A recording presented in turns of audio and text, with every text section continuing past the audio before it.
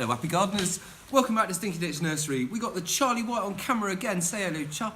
Hello. And today I'm talking about taking lavender cuttings. Now we're at the end of November at the moment down here at Stinky Ditch Nursery, and ideally you want to be taking these September, October, but I'm going to give them a go and see what happens. Now here I've got a little lavender plant that's got two leggy. It's sat in the corner of the greenhouse, or it's sat outside somewhere, I can't remember where it's sat, and it's got two leggy. I can't really do much with it, but I can take cuttings from it. And this is something that's something you can do with a big old leggy lavender plant in your garden that's just got out of hand. You're going to have to dig it up and chuck it out. You can propagate from it, make new ones and replace them. Anyway, for this we need a pair of glasses, a label that's been clearly labelled with lavender and the date that we're doing this. I'm using pencil now. I've been advised to do this. Jury's still out. We'll give it a couple of years and see if it washes off the same as permanent marker does.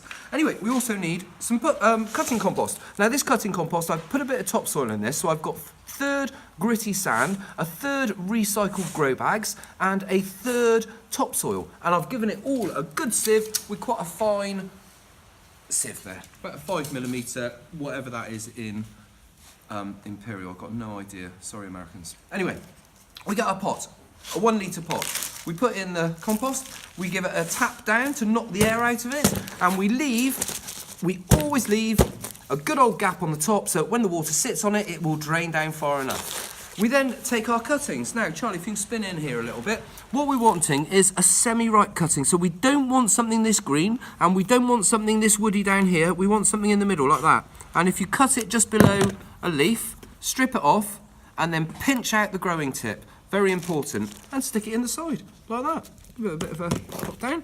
And I'll do another one here, just to show you. Strip them off like that. Tip out, pinch out your growing tip. Maybe even if the leaves are a bit big, you can even chop them back a bit. Always remember, when you're taking a cutting, you have taken the root away. The plant has no way of getting water into itself, and so it has to use the water it has within itself to grow roots. And there we go.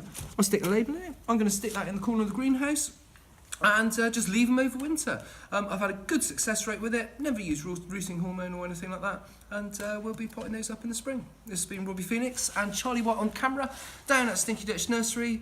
Thanks for watching.